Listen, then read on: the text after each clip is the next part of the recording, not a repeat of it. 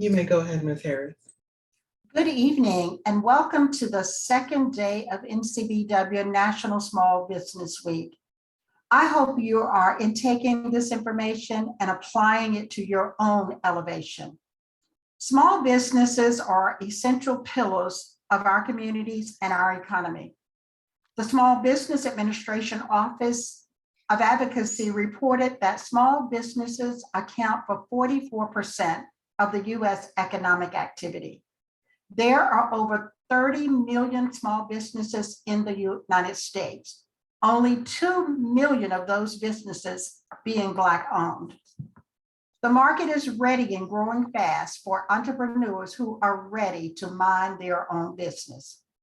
Now, I will turn the program over to NCBW National President Elizabeth Jones. Before I do, I would like to share that Madam President Jones' commitment to excellence has always been her calling card. Tonight, it is my privilege and honor to introduce the National Coalition of 100 Black Women Incorporated 10th National President to the small business community, guests, friends, and members. Elizabeth A. Jones, an Ohio native. Before she is an Ohio native, she is a member of Alpha Kappa Alpha sorority. She is an entrepreneur. Her business is very successful in the Ohio community. She is a certified accountant, and tonight she is going to provide you with information about the organization overall. Private, public, and nonprofit experience is what President Jones brings to NCBW. She serves on several boards in Ohio. She is in the city of Macedonia, Ohio, and enjoys reading, gardening, and spending time with family.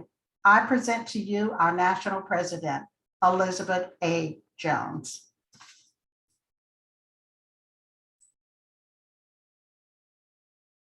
Thank you, Executive Director Harris, and good evening, everyone. It is my pleasure to bring greetings on behalf of the National Directorate, representing 62 chapters and over 3,200 members in 26 states and the District of Columbia. NCBW's National Economic Empowerment Committee, led by Chair Belinda Walker, has put together an amazing week of learning opportunities as NCBW celebrates National Small Business Week. Today, we are hosting our second webinar, and I am so excited about this evening's program entitled Connecting Black Business to Capital. I'm a firm believer that misinformation and lack of information can be costly in terms of sweat equity, money, and time. NCBW's Small Business Week is so fitting to the goals and aims of NCBW, whereby we seek to foster a path to economic empowerment through the growth of African-American women-owned businesses, a practical approach for Black women in achieving pay equity and creating livable wage employment opportunities for Black women and girls. This week's program has been put together with you in mind as new and seasoned business owners. There is always knowledge to be gained. Please take advantage of the knowledge and experience and ask questions this evening. Thank you for your attendance, and I will now turn the program over to our National Economic Empowerment Chair, Belinda Walker.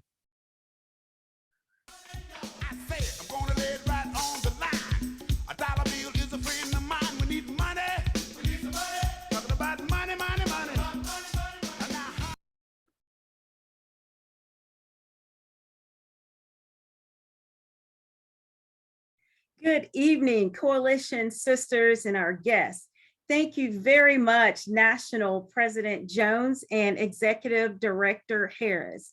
As you indicated, my name is Belinda Walker. I am the National Economic Empowerment Chair, and it is definitely my pleasure tonight to present a very special, engaging, and powerful session tonight. I am so excited because, as we know, knowledge is power. And tonight, we are bringing the knowledge to everyone. We have a dynamic speaker who has strong expertise when it comes to connecting Black business to capital. We encourage all of you to send in your questions. Make sure you engage. We want this to be an engaging and interactive experience. Now for our speaker.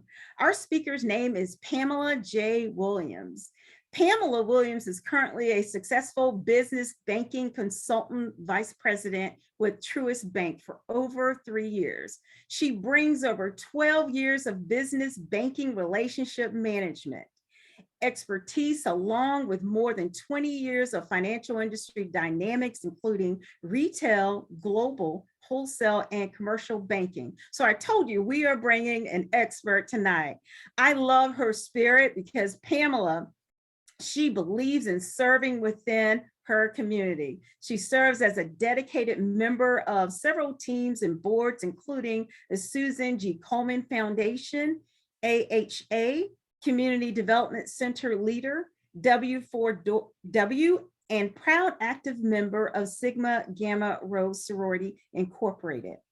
Pamela's affirmation and personal mantra is, "We enter to learn and exit to serve."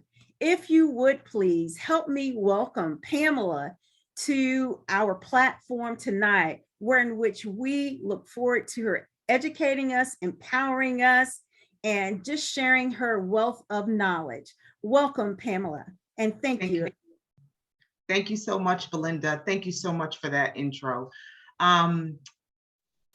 Thank you so much. Thank you, everyone. And again, thank you for allowing us to educate you financially. Hopefully, when you leave here, you will leave here wiser when it comes to your business than you entered. So hopefully I can do that. I can accomplish that task. Let me begin by just saying to you guys, when it comes to finance and business banking is my level of expertise. It's something that I love to do every morning I get up. I always say in my morning prayer, asking God to allow me to give someone else the knowledge that they need in order for them to level up in their business and in their lives. And I try to make sure that I honor that each day that I speak to any of my business clients or even prospects or people that I run into or just meet and ask those questions about how do I get started. So in order to begin, we're going to begin by giving you the elementary and the basis of what it takes in order to begin to successfully apply for capital when it comes to starting your business. There are a lot of false things out there, a lot of things that people chitter and chatter about, but ultimately it's going to be up to you, the business owner and the entrepreneur, to set the leveling grounds and the playing field for how you want to embark on your endeavors financially and otherwise with your business. We're going to start by introducing just a few of the, I call them entanglements, when it comes to the nuances of what type of loan a person will need for their business. Now, once again, these are just high-level overviews. You would need to sit down and discuss some of this with either your CPA. I always give people that knowledge. Sit down and talk to a person who is financial with the numbers, because once you get up and you proceed with your business, what you don't want to do is be in any tax trouble. So in order to make sure that everything is on the level of making sure that you're correct with Uncle Sam, making sure that you're correct as far as your revenue streams, what taxes you owe and what you don't owe to the government, and what you take for yourself and what's proper to take out of a business, you want to make sure that you always consult with a tax expert. So different types of lending channels. When you talk about just the traditional basis of lending channels, you talk about SBA, small business. There are two different types of SBA programs out there. You have your 7A, you have your SBA Express as well. It all depends on how much money you want to borrow or you need for capital. That's another thing. People have to learn what is it exactly I need in order to get to where I want to be in my business. You have to make sure that you sit down and you plan out these things. Cash injection. What do I need for a 6-month stint, a 12-month stint, an 18-month stint? You have traditional or what we call contemporary lending, where it's the big banks, the Wells Fargo's, the Bank of America's, the Truist banks of the world, where you have traditional lending, where it's just that, I call it ABC line of lending. Now, we do have other types of lending, like you have, hard money lenders. Those are the ones who will lend you the money with these astronomical interest rates. But again, those are there for a reason, because not everybody's credit is where it needs to be. And we all know that cash is king, but credit speaks louder when it comes to establishing your own business. Now, if you have the money to start your own business, kudos, great for you, but typically most people don't. So we want to understand, what do we do when we don't have the financial capital? Where do we go? Who do we talk to? What are the questions that I ask? Can I just call a bank and say, hey, I'm gonna start a business, I just need $500,000. Can I get it? A lot of times, and every day, I always hear somebody calling with a dream, and everybody wants to dream, right? We dream big, but when we dream, we have to make sure we understand that everything has to be properly united and everything has to be properly scripted in reference to borrowing money. That's just the way it is. This nation is built, we're a capitalistic society. This nation was built on finance. So we have to understand that we have to have our ducks in a row whenever we talk about borrowing money. So therein, again, we're going to go back to our traditional ways, our SBAs, we have our hard money lenders, we have capital injection from you as an owner. That's something that a lot of people, when I talk to them, they have that look of shock on their face, like, what do you mean I have to have cash injection? Depending on what type of lending or borrowing you're looking for, what type of lending you're looking into, you as an owner may be asked to have capital injection. This is what we business bankers call skin in the game. Most lenders want to know that you're serious about your opportunity. So when you come to a lender, especially when you're talking about an SBA product or even a traditional way, they may ask you for 10% down. They may ask you for 20% down, depending on what type of business it is. Everything is risk rated. Depending on what type of money you're asking them, because again, it's risk rated and it's credit driven, they may ask you. So the chances of you going in with absolutely no skin in the game nowadays in this economic climate can be slim to none. Now, I'm not saying that that's impossible, because that's not true. It is actually possible. But at the end of the day, you have to understand, if a lender in a lending institution asks you for skin in the game, don't be offended, because they want to know that you're as serious as they are when they give you the money. So when we talk about things like, and you're going to hear me use acronyms, please, if there's something that I'm saying that you don't understand, please write it in the chat or save it later on as a question, because once again, you want to be familiar with the terms that the bank is going to use, because the bank has a whole jargon. Trust me, I've been in this institution or these institutions for many years. We literally have a bank dictionary of a bank jargon. Sometimes we speak a different language, and a lot of people are amazed, but you want to be familiar with it, because when you sit down with a banker or you sit down with a business banker, you want to sound educated.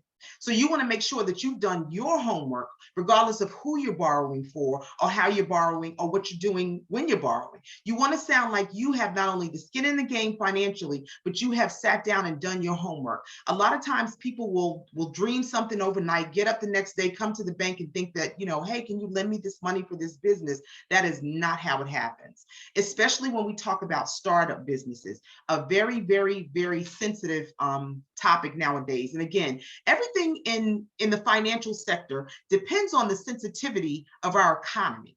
So if our economy is topsy-turvy, then that's how the lending is going to be. If our economy is strong, then that's how the lending aspects are going to be. Long gone are the times that we do less doc loans. If anyone's been out there for a while, I remember maybe going back 15 years ago, you could probably get $100,000 by filling out one sheet of paper.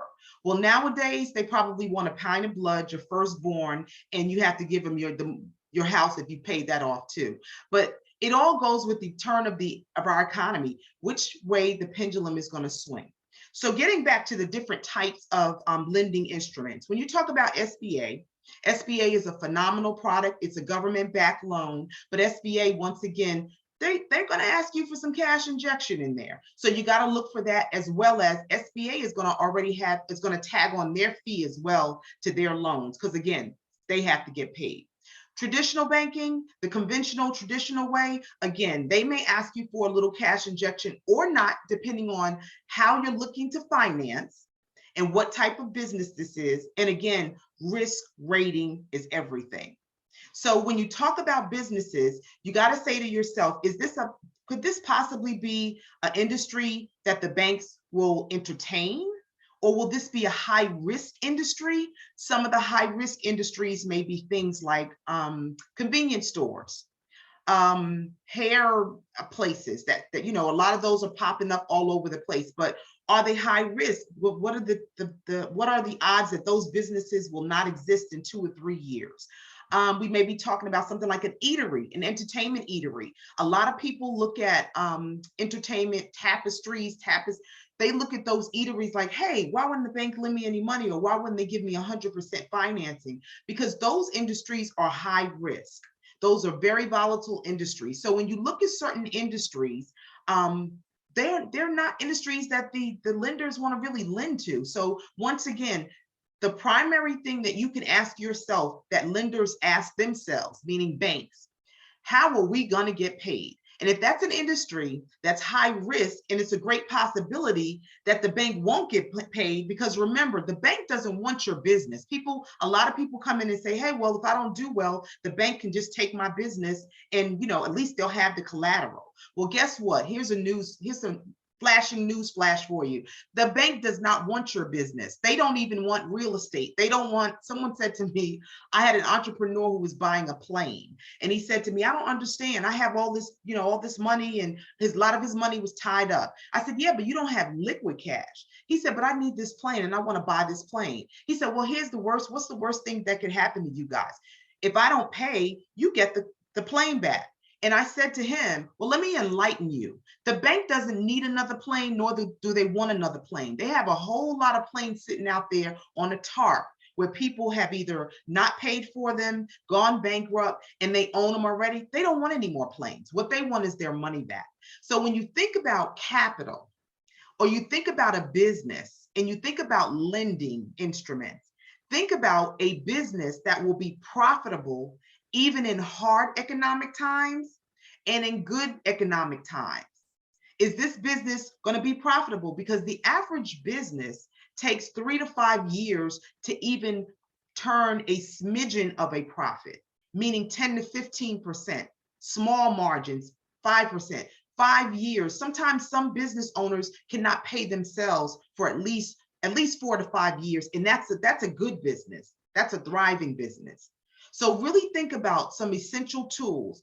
If I'm going to borrow this money, what type of business is it?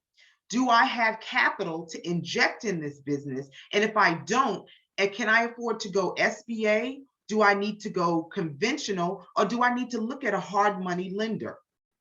Because these are the questions that will help you go along as you have stumbling blocks along the way. You want to make sure that you minimize those stumbling blocks. You'll have a lot of questions, but you want to come again educated. When you come to a lender educated, they're more apt to work with you as far as, wow, this person has done their homework. You don't have all the answers, but you come as if you have done your homework. So therein again, when you look at SBA, there's an SBA on the website of SBA. I always tell my prospects and my clients this. SBA is in everybody's town, and everybody's regardless of what state you're in. There's always there's always a channel that you can connect to SBA. SBA has one of the most, to me, user-friendly websites out there. They have everything that you need. You can go out and take classes that will, during the day, that will show you how to put your packages together for your loans if you want to take an SBA loan out. They have so many educational tools out there for you. And I know this because I used to instruct one of their classes. So these things are out there for you. But again, we go back to that. You have to do your homework. So in saying that, when you look at the traditional form of lending or the conventional form of lending, that's with the big banks. The big banks are going to, once again, they're going to shy to what is economically safe for them at that time. right? So when you come to the big banks, we talk about conventional lending, 9 out of 10 times, depending on the risk rating of the type of business, that will determine if that's in their wheelhouse and they want to play with that industry right now, or it's not in their wheelhouse and they don't want to play. And then they're going to look at your cash flow, and then they're going to look at your, your debt. They're going to put together a whole bunch of numbers, throw it into an algorithm. I always call it the soup pot. Put it in the algorithm, stir it up. And when the algorithm spits out either, yes, this is a good deal, and yes, they have, this may project profitability to pay us back what they're borrowing, then you get approval. If it spits out that no, this cash flow is not working, these numbers are not jiving, and they need to go back and do this math, it's going to spit you out a decline. So therein again, either way you go, you want to make sure that you have a well put together business plan, well put together projections, at least 3 years cash flow projections for that institution to see that you have done your homework. And you say, and you're looking at, wow, this is going to project, this is going to cash flow. And then some projections are going to show losses, but are those losses sustainable? Can you sustain this business with those losses? So one, we have to understand what direction we're going to go when it comes to borrowing. So you do your homework with, is it conventional lending I'm going to do, traditional lending, or am I going to do SBA, depending on what industry and what type of business you are trying to get into or currently in. You may be a business that's been around for a year or two and you need some working capital. Well, guess what? Let's talk about working capital. What does that look like? Is that a loan or is that a line of credit? Because in order for you to get capital from a lending institution and not be considered a startup, you have to have 2 years tax returns. So if you have 2 years solid tax returns, you're not considered a startup. You can actually borrow some money from just a traditional perspective. But if you're not 2 years and you're from the ground up, or you've only been doing this for a year, then you're going to be considered a startup. And then you have to have what we call a full package, which is projections, your plan, your business plan. We want a resume. We want to see, especially for startups, we want to make sure that you didn't just dream this overnight and you didn't just get up in the morning and say, hey, I'm coming over to Truist or Wells Fargo, and I'm going to ask you guys for money. So there are different avenues to take depending on where you fall into that spectrum. So startup businesses, number one, startup businesses, you need more documentation because we have to see a full plan, projections, resume. We want to see all of that stuff in your package. We want to see your personal tax returns. We may ask for 2 years personal because we can't get, the business. We want the business projections. We want to see what your P&Ls and your balance sheet. We want to make sure that you have regurgitated everything that we need so that when we go to that underwriter, and when I say we, meaning that business banker has the full story, they can tell your story, because remember, you're not there to tell that story, but that business banker or that institution representative has to tell the story, and the story has to make sense. So now that we've covered some of our ways or different lending tools that are out there for you, so understand, you have to first understand, are you a startup business? Are you a business that has been in existence and you just need working capital? That would be another conversation. That may be a line of credit, not a loan. But if you are, or are you one who's been around maybe a year or so and you just need some additional cash inflection because you want to maybe open up, I don't know, another business, or you want to extend that business, or you want to improve on it or expand on it. So it's depending on what the conversation will be like that will predetermine what the financial package should look like.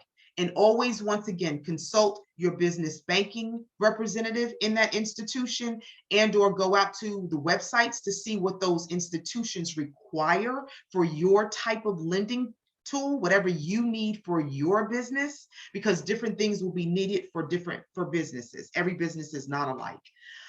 The next thing that we want to talk about is if you are the owner of the business. Here's something that's very near and dear to my heart, because I'm surprised when people don't understand. When you are the owner of a business, you are the guarantor on that loan. I oftentimes get information from people that call me and they'll ask, well, Pam, I need this, I need that, but I don't want to guarantee this loan. My next question is, then who's going to guarantee the loan if you don't? You're the owner. You're the business owner. Here's a rule of thumb across the board, pretty much blanket for every institution. I've worked for B of A and I've worked for Wells Fargo.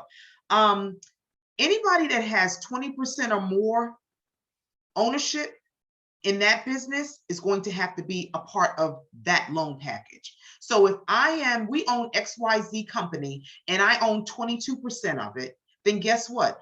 I have to turn up my financials if we are borrowing. So everybody who is a part of that business, so that means if you asked mom to be a part of it, you started this great business and you said, Mom, I'll give you 25% ownership if you lend me $50,000 to start this company and I'll be 75%. Then guess what? If I go to borrow money, or if I need to borrow money or obtain some financing for this company, that means mom has to come along with me because she owns 25%. And that means whatever information they need from me, they need from her as well. So if they ask you for 2 years tax returns personal, 2 years business, then that means I have to give 2 years, mom has to give 2 years. Because anybody who has that much ownership in that business is going to be responsible. You have to be the guarantor. So understand, when you start handing out shares of your businesses and percentages of your businesses, it is vital to understand that those people are also responsible and part of any lending that you have going on. Just a tidbit, because a lot of people don't get that. They don't understand why, but that's part of the lending criteria. The guarantor is always the ownership majority and anybody that owns 20% or more. Lending guidelines, let's get into that. When we talk about lending guidelines, yes, there are guidelines for lending. First and foremost, you have to cash flow. Meaning, if I am looking in my business, let's say I'm already in existence and my business has been in existence, let's say for 3 years, but I need some more cash because I'm looking, my business is doing really well and I want to open up a second location and I'm doing $300,000 a year. In order to open up my second location, I may need an extra $250,000. Okay, so I'm filling out this application and I'm looking at 300,000 when it comes to revenue. And then when it asks me for the revenue of the business, I'm saying it's 300,000. Well, you guys, really quickly, it doesn't take a mathematician to figure out that math. If I'm only making 300,000 a year and I'm asking for 250, somehow that doesn't kind of equate, does it? So always understand that there are some logistics and algorithms, again, that are looked at when it comes to borrowing. Because what is the bank's main focus? Knowing how they are going to be repaid. How are they getting their money back? That's all they're concerned with. So based off of a lot of what people may say, they're looking at algorithms that are already set up to understand what the cash flow is like in your business, to understand plugging those numbers in. What does that debt ratio look like? Are they over leveraged? Because that's something a bank is not going to do. If you're already tied up, let's say I'm making 300,000 and I took out a loan for this first business I'm in, and the loan that I took out is maybe, let's say, $400,000. Well, looking at that, just raw numbers, if I took out 400,000 and my business is only making 300,000, if I take out another loan for 250, I might be in over my head. And the bank's going to go ahead and make that decision for you. And they're going to say, no, we can't, got to decline this one because we're not going to place you in a position that you are over leveraged. A lot of people are angry about that. They get upset. Oh, I can do that because this isn't really what I make. It's just that I don't show Uncle Sam everything that I make. Well, let me give you a bit of news. We can only go by what's in black and white. Anything outside of that, I don't know about, I don't see, and I really don't care. I only know what's on those tax returns that are black and white. I don't know about anything else. So there and again, when we present ourselves, we have to present everything that's upfront and documented. Anything outside of that, we don't know anything about it. I always tell customers, I don't know anything about it. I can only go what's on paper. So if numbers don't add up, then guess what happens? I can't lend to you. So we want to make sure that everybody understands that the bank is not going to put you in more debt than they feel like you can handle. That'll be another reason for a decline. But if it does cash flow, because we always do global cash flows, meaning we inject everything that you have going on, your business information and your personal. That is why we ask for personal tax returns. We look at everything that you have to make sure that you can handle this leap that you're about to take. And on faith, which is where we leap, they're going to do it from a business perspective to make sure that all the calculations add up at the bottom and at the end of the day. So always know that a bank is not going to over leverage you. So we got to look at all the algorithms here, everything that goes in, because that's what the underwriters are going to look for. We want to talk about, and that's actually a great segue.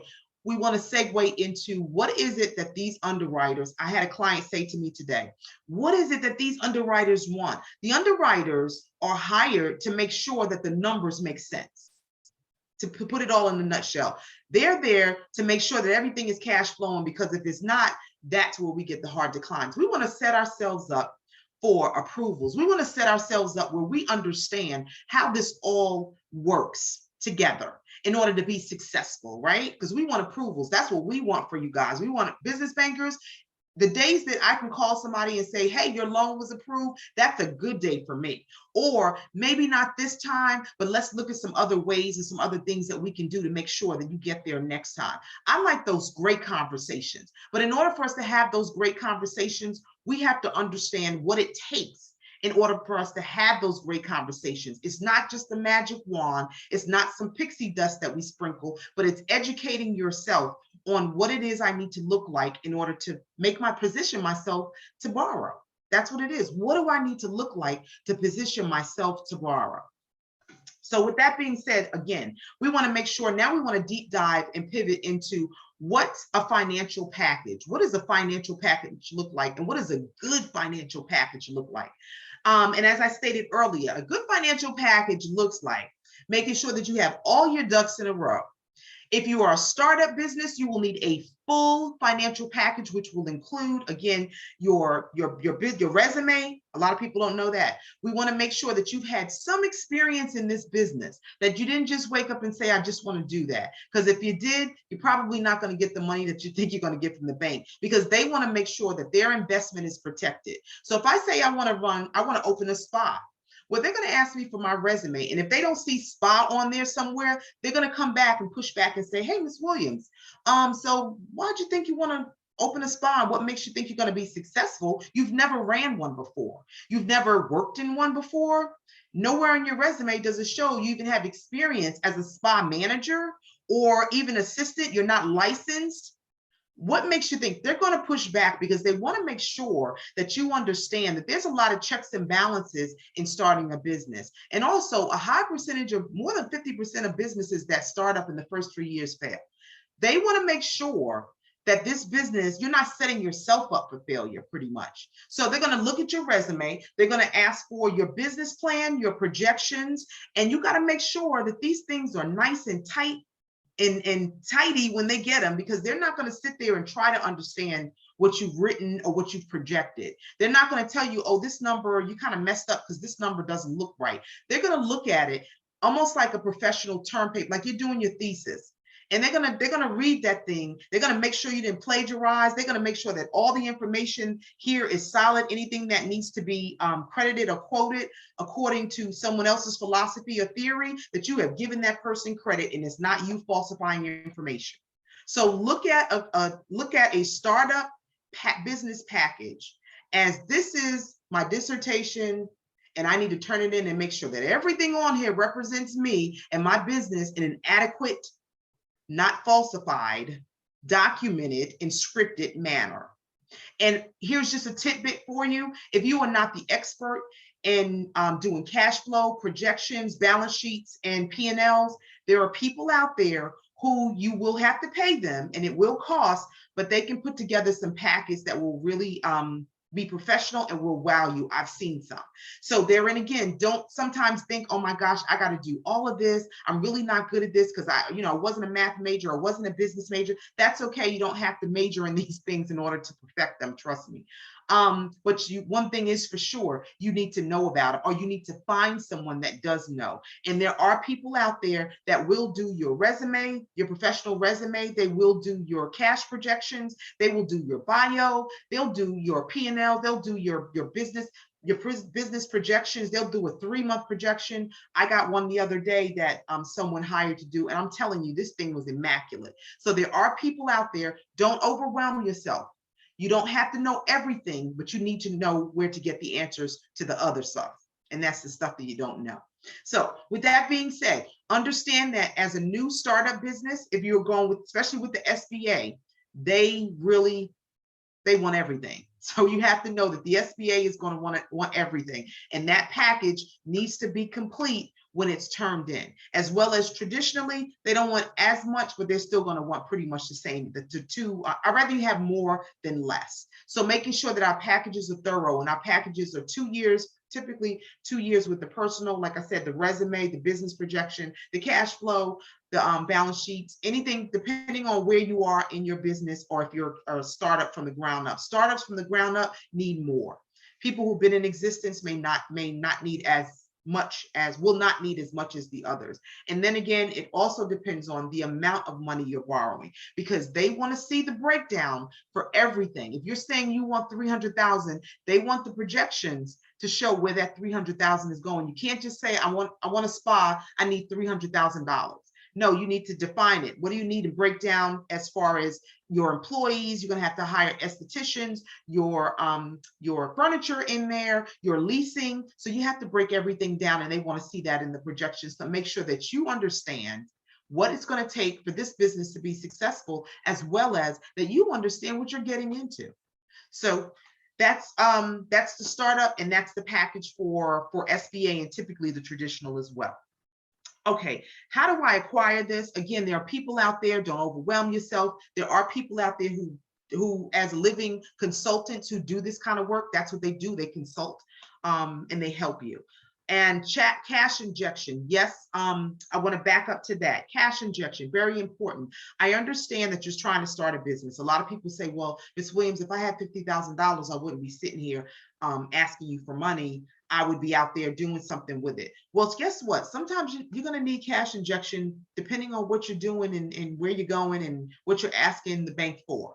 So just understand that they may ask you for cash injection. So when you're going out there, understand everything that you need, all the little nuggets that you're going to need. So if a banking institution asks you for 20, 30, 15, whatever the amount is, that you're also prepared, or you have an emergency backup persons, or some people take it out of their 401k, or depending on what the amount is, but that you yourself have something to fall back on. And then another very important thing too, when you're planning out your cash injection and your projections for your business, always give yourself cushion, because we all know that, again, it takes a business a while to ramp up. You want to make sure that you cover payroll in there. I don't know, sometimes insurance may be in there, but you want to make sure that you cover those things for some months out, so that as time is going, if you're not making that profitability, because how many businesses, you guys, really jump in deep in, come out profitable? Oh, first year I made, $200,000, $300,000.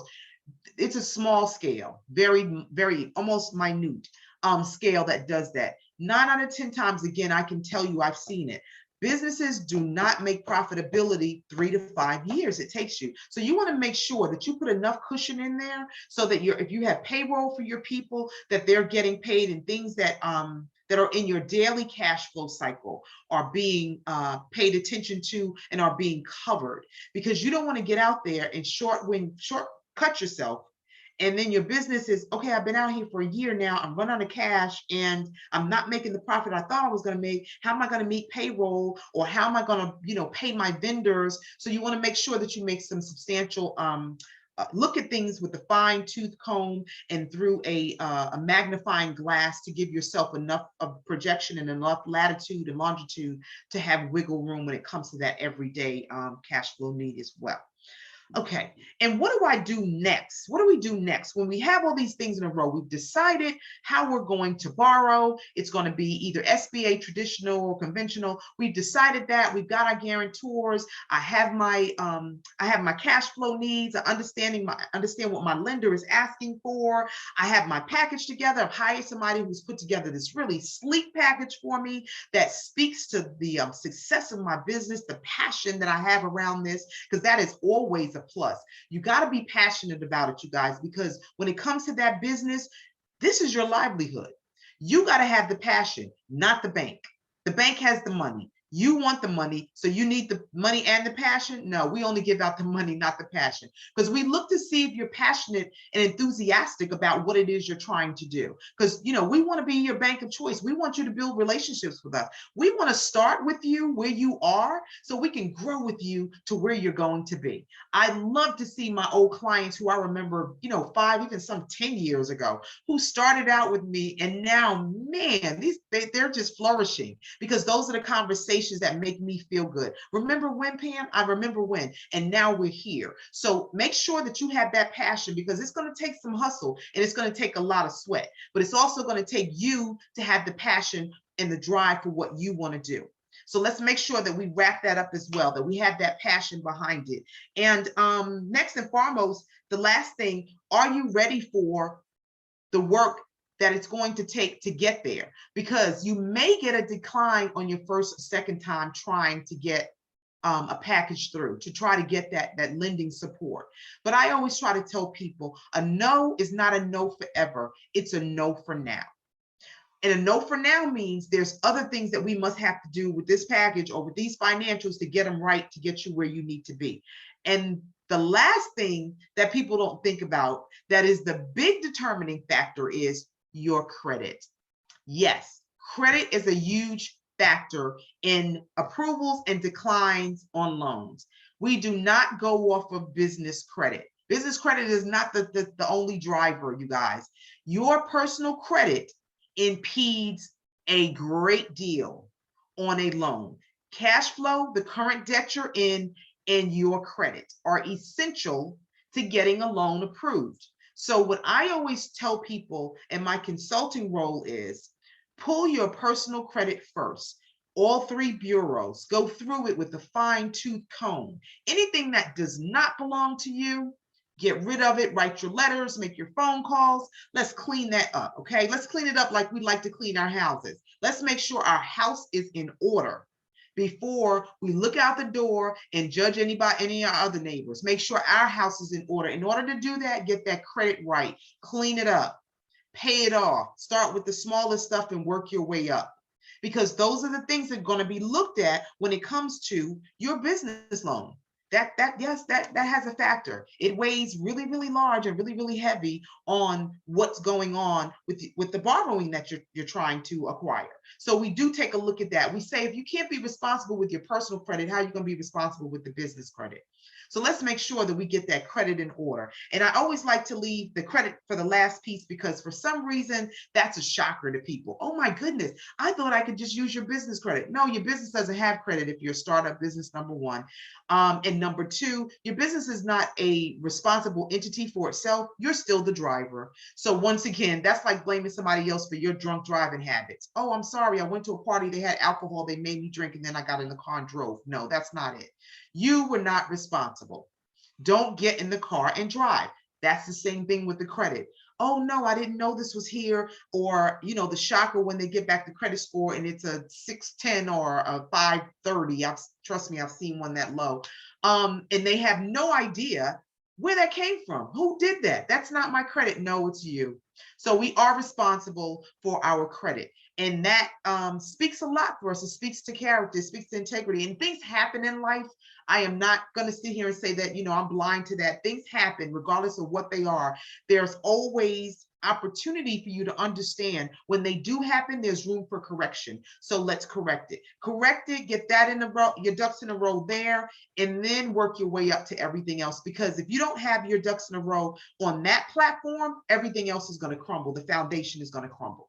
So while you're working on these other things, let's make sure that we work on the credit in there. And again, there are institutions and people out there that can help you work on these things if you are serious.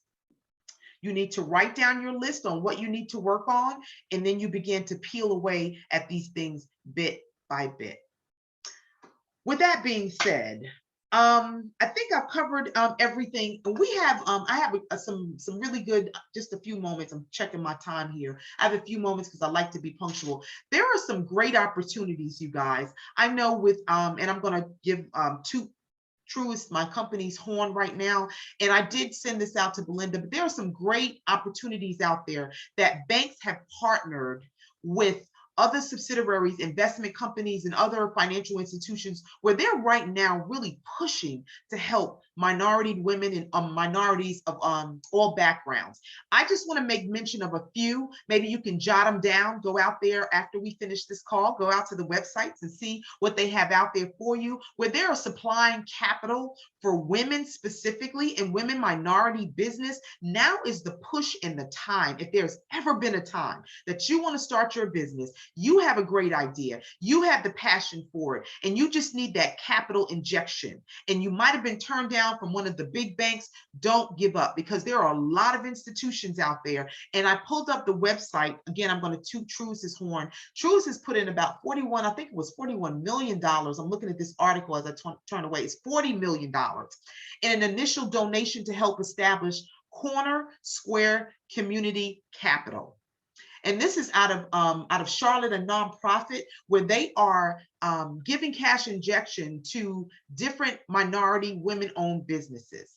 So with that being said, I'm just going to spit out some names of some places. You can just Google them and go out and just, I mean, for kicks, I always tell people, what is there to lose? Kicks and giggles, if nothing else, or either to educate yourself. Go out, Google them, see what their criteria are. They may be a little less lenient than the larger banks. They may have some wiggle room, or they may favor, or they may be like to play in the wheelhouse of the institution or the industry that you want to play in. And if you find that, that's a perfect match. So let me just go over just about 3 or 4 of these that you guys can just jot down and Google. Remember, these are institutions that Truist has partnered with in their business venture, which my company has given tons of money to this Crossroads. And this is, I think it's phenomenal. It just blew my mind with Corner Square and what they call CDFI partners. They want to make a difference in our everyday community. And as we say, they are putting their money where their mouth is. So I'm going to give you guys just a few seconds to grab a pen and paper. If you want to double back in the question section and ask me again, I will absolutely, my pleasure to go over these institutions with you. One of them, the first name is Access to Capital for Entrepreneurs. Acronym is ACE, ACE. And this is based and operating in the state of Georgia. So again, Access to Capital for Entrepreneurs. ACE, based and operating in Georgia. Black Business Investment Fund in Florida. And the acronym is BBIF. Again, Black Business Investment Funds. And it's based in Florida. LIFT Fund, LIFT Fund, based in Texas, operating in Alabama, Arkansas, Florida, Georgia, Kentucky, Louisiana, Mississippi, Missouri, New Mexico, Oklahoma, South Carolina, Tennessee, and Texas. And that is LIFT Fund. The other one is Natural Capital Investment Fund. Acronym is NCIF Fund, based in West Virginia, Georgia, Kentucky, Maryland, North Carolina, Ohio, South Carolina, Tennessee, Virginia, and West Virginia. And again, that's Natural Capital Investment. And the last one for you DMV people, Washington Area Community Investment Fund, acronym WACIF, based in Washington, D.C. and operating in Maryland, Virginia, and Washington, D.C. These are just some great nonprofit institutions that will be in the lending area or arena for you that have partnered with Truist and probably some other financial institutions as well when it comes to borrowing and focusing on that minority and that underprivileged community that they're looking to invest in different ideas, I guess, in businesses where they're giving out capital, not giving out, I shouldn't use that word because I don't want anybody to leave here and say, Pamela said you guys are giving out money. You will have to apply according to their guidelines and their restrictions as well as any other financial institution. So it will not hurt you to try to see as many doors as you can knock on, because one of those doors is going to open. So keep knocking, keep striving, keep pushing, make sure you get your ducks in a row. I'm going to end here. I don't want to go over my time, but again, you guys have questions, I am here. Please feel free to ask any questions. I hope I've been of some assistance. I hope I've planted a nugget that will help you get to the next area or the next level of your business. Always remember, level up consistently, challenge yourself to level up. Don't ever be discouraged. Keep knocking and the door will be opened. Thank you, guys. Wow, Pamela, how inspiring. And we've got the right person because we see you talked about passion and drive. We see that passion that you have. I have so many notes that I don't even know where to start, but let me encourage all of our viewers, if you could please, let's get you engaged, ask any question. No question is a bad question. Please reflect it in the chat box. If you would please start your question with a question mark, indicate the symbol question mark, and then type out your question so that we can expeditiously get to all of the questions.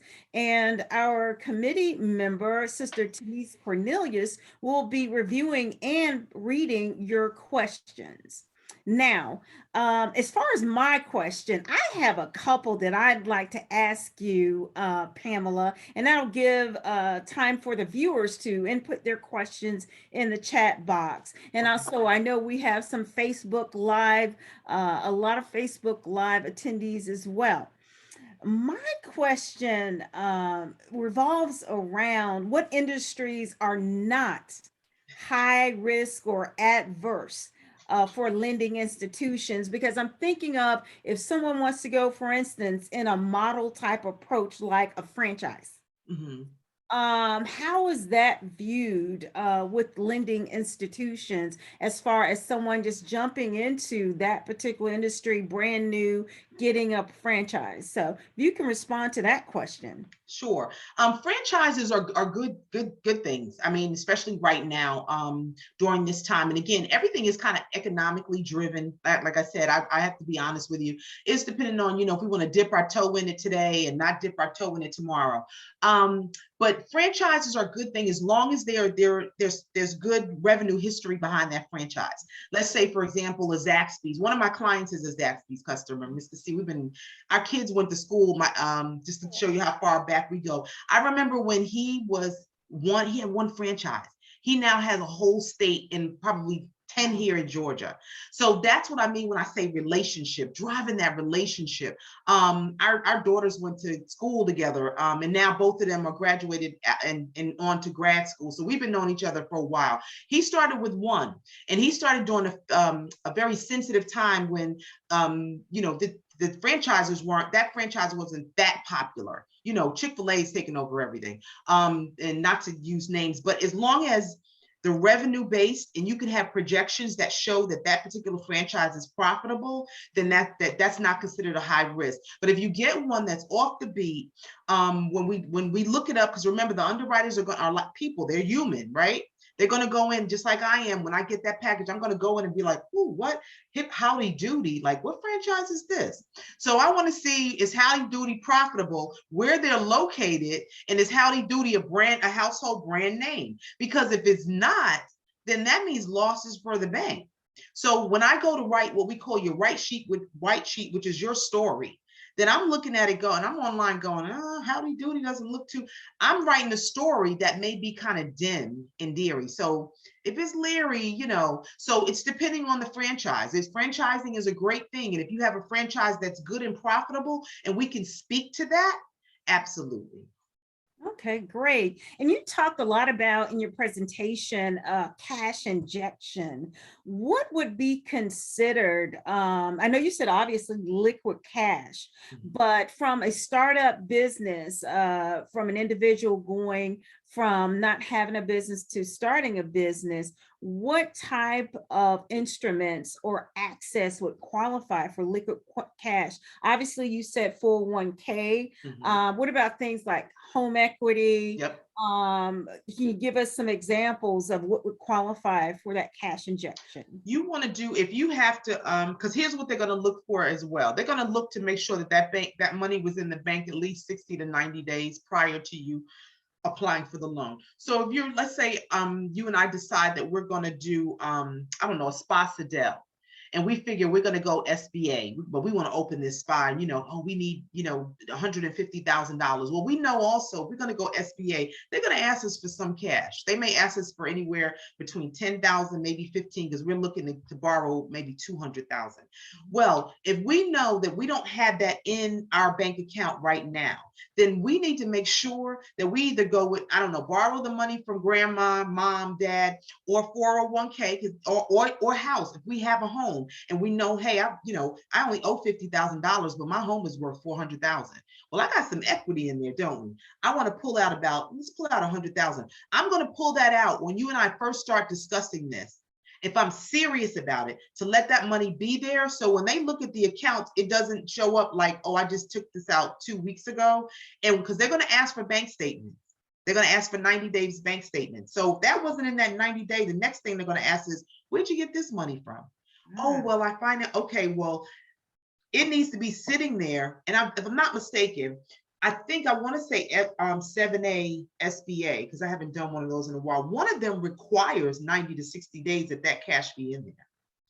So just know if you're going into a business and you're going to use cash, and that has to come from other sources, that you have that other source, it's already in that account and named, because if you borrow it, that person who lent it to you, 9 out of 10 times, they're going to ask for a letter from that person. Is this a gift? Was this where did it come from? They're going to look at that. They're going to look at those bank statements to see if there was an influx of cash all of a sudden. Wow, that's valuable information that probably a lot of people don't know. Unless they're in the business industry. So we are happy to bring it to our viewers, definitely. Now, you've drilled in our heads this packet. Startup should put together and have, the business plan, 3 years cash flow, our financial, our projections, our resume, even having our tax years and tax returns, and also pull our credit first before we start. So I think we're pretty educated with regards to what that looks like. At what stage should you open a bank account with regards to your business? Let's say you've just formed your business in that startup phase. At what point do you go to the bank and actually open up an account before you ask for money? Because obviously we want to establish a relationship. So can you touch on that real quick? We've got a couple more minutes. Sure. When you get your EIN number, when you register, you get your EIN number, you can open up a small, simple checking account and just, if you want to start, putting whatever, it may be a business where you don't need a brick and mortar. You may be doing, I don't know, making quilts, and you get your first little influx of money and you want to put it in there to show that, I got some cash coming in and some cash coming out. So you want to do your little sway, and then all of a sudden the quilt company blows up. Everybody wants your quilts like they want your mat. And all of a sudden now you have, you're with the masses. So now you have big money coming in, and now you need a brick and mortar. You want to put, a storefront, right? So now you go to the bank and you go, hey, I've been banking with you guys now, when I first started this a year ago, 2 years ago, whatever. And now I'm about to open up shop over here, and I want to lease this space. So I need some money to lease this space. And they go, oh, okay, yeah, you do, Miss Belinda, you've been, okay, wow. Good luck to you. Let's sit down and get all the ducks in a row and see how we can help you here. So the moment you have an EIN number, you can go to the bank and open, because you have what you need. The EIN, if it's Secretary of State, your driver's license showing your ownership, open an account. Fantastic. I'm going to go ahead and proceed with turning it over to Sister Denise. But prior to doing that, I do want to confirm what you've indicated and support that with regards to Truist donating the $40 million to launch the Innovative Nonprofit Fund. I was looking at that press release. And our viewers, you can go onto our national NCBW website and view this webinar again if you need the additional information, because I know you listed, I'm familiar with ACE.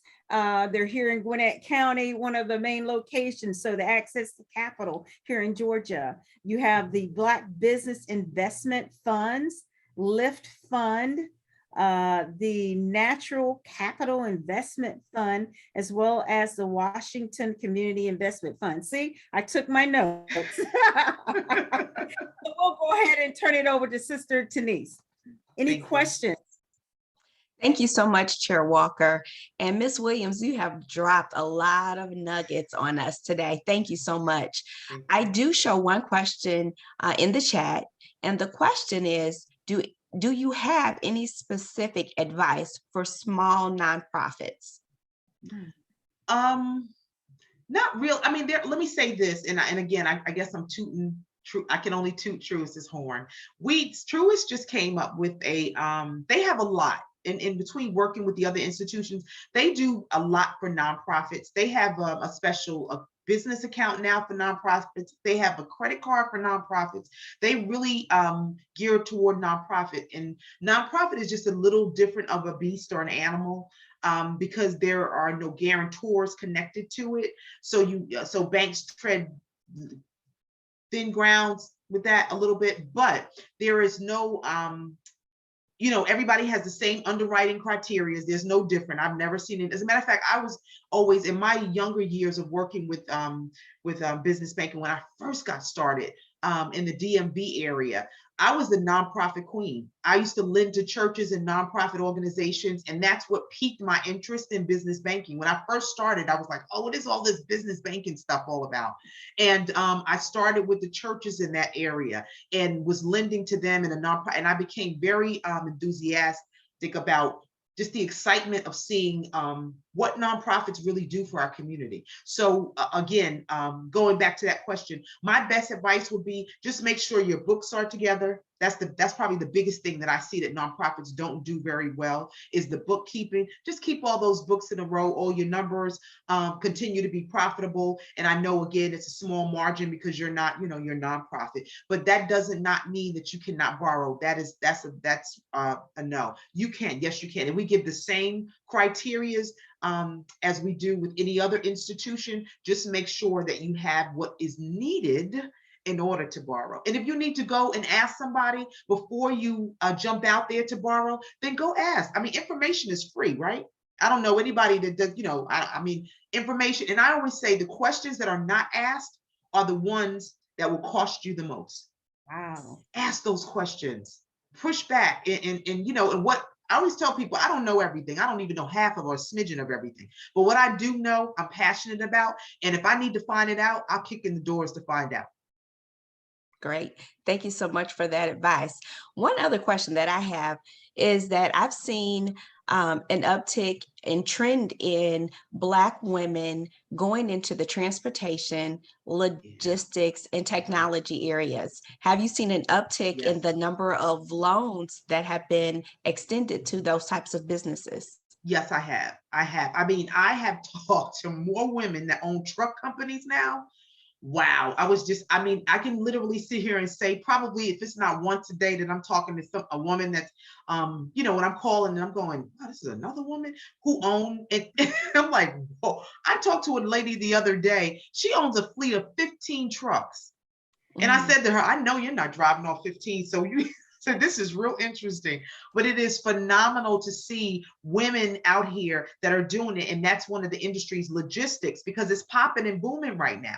It's weird. I mean, think about this pandemic, right? How are we going to get anything? It was our trucks that were out there on the road. So during this during critical times, the greatest businesses are made, right? Women have found a way to eat their way into this logistic.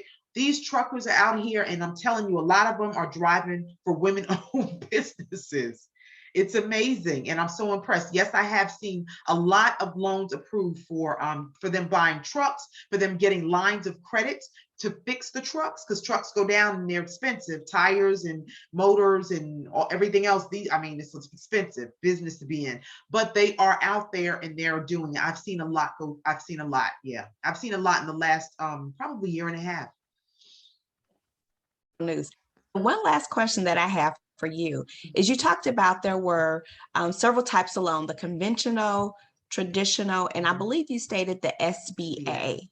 So, my experience, SBA stands for Small Business Association. So is that the same thing that we're talking here when you say SBA, or is there what does SBA No, stand for? SBA is Okay. a small bit, yeah, but banks do SBA loans within house too.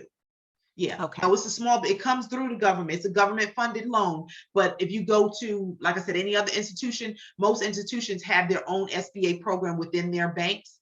They're the same criteria, some a little more lenient, some a little more stricter than others. But like Wells, they have their SBA program. Truist has their SBA program, but they're all funneled through that same SBA main channel. So it's almost like an umbrella. All the banks have an SBA program, but the main hook under there is the the national SBA that's in DC. Oh, we have one here in Atlanta too. So All right, yeah, great. it's the same thing.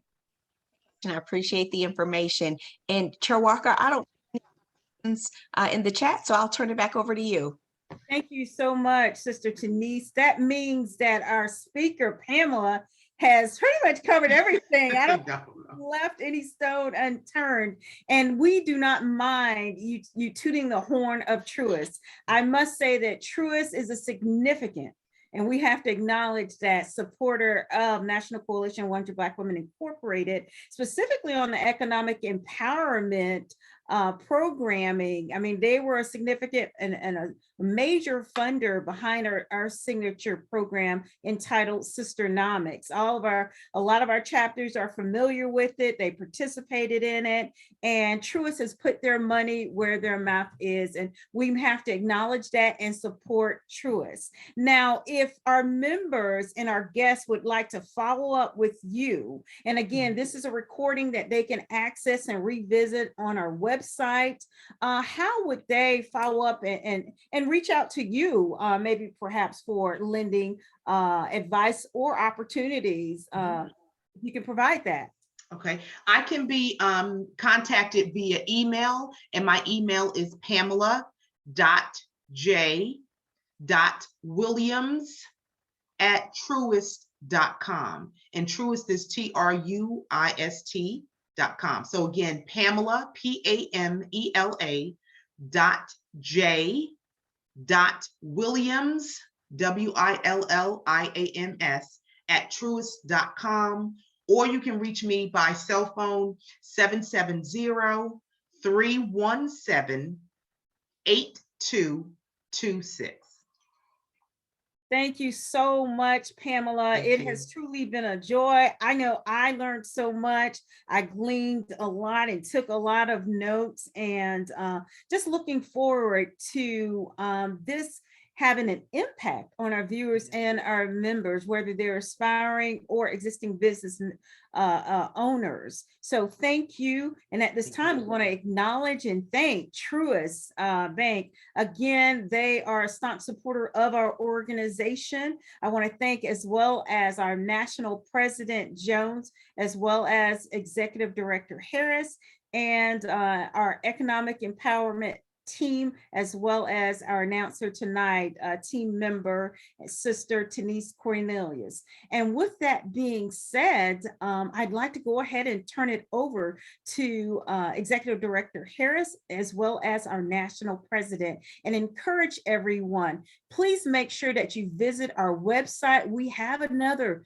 webinar that's scheduled. We'll actually have a venture capitalist to talk to us on Thursday night. You don't want to miss that. Again, you want to leverage the information that National Coalition 100 Black Women Incorporated is providing to you.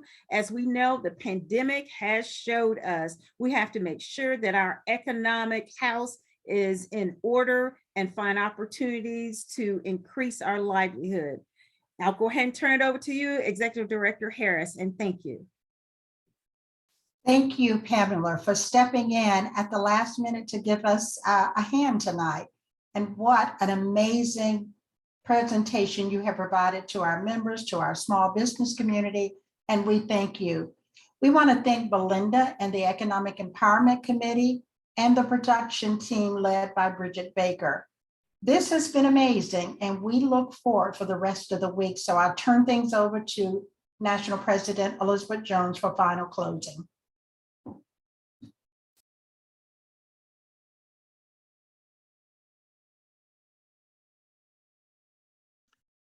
Well, Ms. Williams, this evening's session has just been certainly educational. Each day I am gaining more information to put into my toolbox and to share with my clients as being a certified accountant and my client base, corporate level and small business level. So again, thank you for the wealth of information that you've shared both with myself, the members, and guests as we conclude our third day of NCBW Small Business Week. Thank you, Bridget Baker and PBCI for producing this evening's webinar. And finally, Chair Walker, you've done it again. Thank you for another great webinar. NCBW members and guests, I ask that you please continue to share NCBW's Small Week Business Program through all of your media outlets and network. And to Ms. Pamela Williams, we have to have you back again. And I just want to know, has Belinda Walker talked to you about being an NCBW member, or are you already a member? I'm trying, Miss Jones. I'm trying. I'm getting there. Yes, I'm trying. I will hopefully soon. Yes, ma'am. All right. Well, thank you. And thank you, everyone, and have a good night. I say, I'm gonna